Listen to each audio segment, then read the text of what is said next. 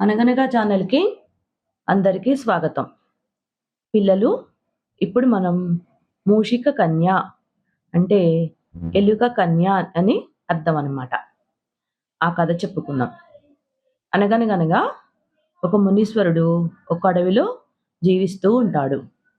ఒకరోజు ఓ కాకి ఎలుక పిల్లని కాళ్ళ మధ్య పెట్టుకొని ఆకాశంలో ఎగురుతూ ఆ ఎలుక పిల్లని ముని కాళ్ళ దగ్గర పడేస్తుంది. ఇంకా ఆ ఎలుక పిల్లని తీసుకొని తన శక్తితో ఒక ఆడపిల్లగా మార్చి అల్లారు ముద్దుగా పెంచుకుంటూ ఉంటాడు ఆ మునీశ్వరుడు. కొన్ని రోజులకి ఆ ఎలుక కన్యకి పెళ్లి చేసుకునే వయసు వస్తుందన్నమాట. అప్పుడు మునీశ్వరుడు ఈ ఎలుక కన్యతో చెప్తాడు. "నీకు ఎవరిని పెళ్లి చేసుకోవాలని ఉందమ్మా" అని చెప్పి అడుగుతాడు. అప్పుడు ఆ ఎలుక కన్య, "నాకు అందరికంటే బలవంతుణ్ణి పెళ్లి చేసుకోవాలని ఉంది" అని చెప్పి చెప్తుంది. అప్పుడు మునీశ్వరుడు, "నా దృష్టిలో అందరికంటే బలవంతుడంటే ఆ సూర్యభగవానుడే. ఎందుకంటే సూర్యభగవానునితోటే ఈ సృష్టి మొదలవుతుంది కనుక. అందుకని నువ్వు సూర్యుడి దగ్గరికెళ్ళి నన్ను పెళ్లి చేసుకోమని అడుగు తల్లి" అని చెప్పి చెప్తాడు. అప్పుడు ఈ ఎలుక కన్య సూర్యుడి దగ్గరికెళ్ళి, "నువ్వు అందరికంటే బలవంతుడివంట గదా! నిన్ను నేను పెళ్లి చేసుకోవాలని అనుకుంటున్నాను" అని చెప్పి అడుగుతుంది.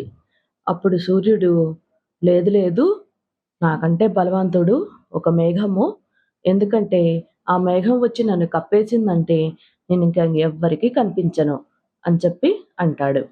అప్పుడు ఈ ఎలుక కన్య మేఘం దగ్గరికెళ్తుంది. "ఓ మేఘమా! నువ్వు అందరికంటే బలవంతుడివంట గదా! నేను నిన్ను పెళ్లి చేసుకుందామని చెప్పి అనుకుంటున్నాను" అంటుంది.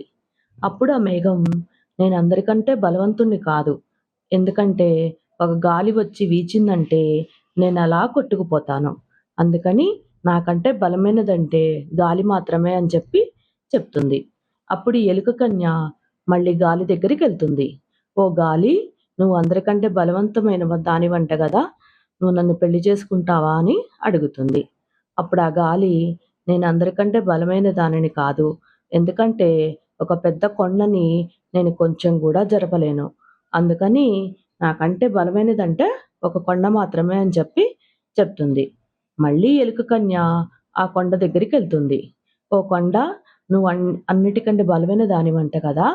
నేను నిన్ను పెళ్లి చేసుకుందామని చెప్పి అనుకుంటున్నాను" అంటుంది. అప్పుడు ఆ కొండ, "నేను అన్నిటికంటే బలమైన దానిని కాదు. ఎందుకంటే ఒక ఎలుక వచ్చి నన్నంతా కొరికేసిందనుకో, అప్పుడు నేను కూలిపోతాను. అందుకని నాకంటే బలమైనదంటే ఒక ఎలుక మాత్రమే" అంటుంది. అప్పుడు మళ్ళీ ఆ ఎలుక వచ్చి ఎలుకని అడుగుతుంది, "నన్ను పెళ్లి చేసుకుంటావా" అని. అప్పుడు ఆ ఎలుక వరుడు ఒప్పుకుంటాడు.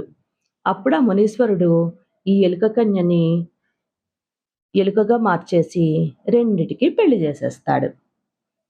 అప్పటినుంచి వాళ్ళు 2 ఎలుకలు సుఖంగా జీవనం సాగిస్తూ ఉంటాయి. కథ కంచికి మనమింటికి. నచ్చితే లైక్ చేయండి, షేర్ చేయండి, సబ్స్క్రైబ్ చేయండి.